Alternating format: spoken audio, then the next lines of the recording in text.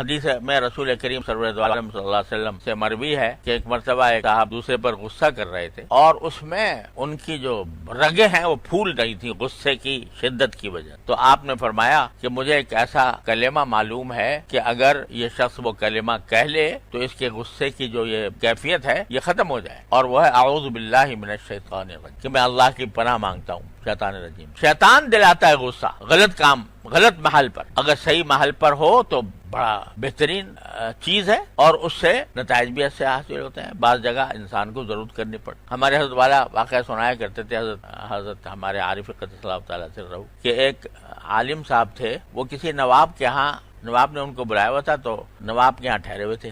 بڑے نواب تھے, ان کی بڑی حویلی تھی, تو اس کے مہمان خانے میں ٹھہرے ہوئے تھے, اور مہمان خانے کے باہر جو ہے وہ چوکیدار محافظین چکر لگاتے رہتے تھے کہ کوئی چور وہ نہ آ جائے. اتفاق سے جہاں مولانا ٹھہرے ہوئے تھے جس حصے میں, تو وہاں پہلے زمانے میں کمروں کے ساتھ بیت الخلاء بنانے کا رواج نہیں تھا, بیت الخلاء الگ بنائے جاتے تھے. تو رات کو وہ ضرورت پیش آئی ان کو سوتے ہوئے بیت الخلاء جانے کی. باہر جو نکلے تو وہ محافظ جو گھوم رہے تھے, ان محافظوں میں سے ایک محافظ جو ہے وہ آگے کھڑا ہو گیا, کون ہو تم؟ ان کے ہاتھ میں وہ عصا تھا, تو کہا ہم ہیں بڑے مولانا صاحب.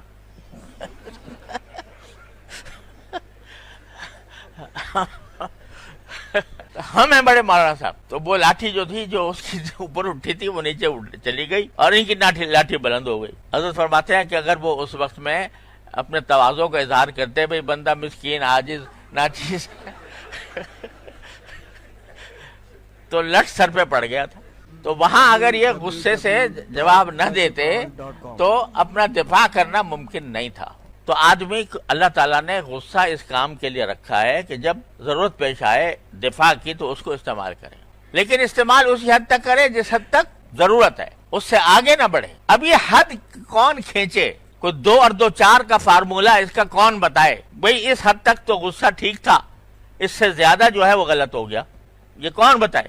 اس کا کوئی ریاضی کا فارمولہ نہیں بنایا جا سکتا کہ 2 اور 2 4 کر کے بتا دے کہ اتنا ڈانٹنا تو صحیح تھا, اس سے آگے غلط تھا. تو یہ جو ہے نا, یہ حد فاصل جو غلط کو صحیح سے ممتاز کرتی ہے, اس کا حاصل کرنے کا راستہ بجز صحبت اہل اللہ کے کچھ اور نہیں. جب بندہ اہل اللہ کی صحبت میں رہتا ہے, ان کا طرز عمل دیکھتا ہے, کہاں غصہ کرتے ہیں کہاں نہیں کرتے, اور کتنا کرتے ہیں کتنا نہیں کرتے, تو رفتہ رفتہ وہ خلق مستقیم ان کی طرف منتقل ہونا شروع ہو جاتا ہے. کوئی بھی عالم, کوئی علامہ, کوئی مفکر وہ فارمولہ نہیں بتا سکتا کہ کس وقت کتنا غصہ کرنا بس جائز ہے اور اچھا ہے اور کون سا اس سے آگے ہے.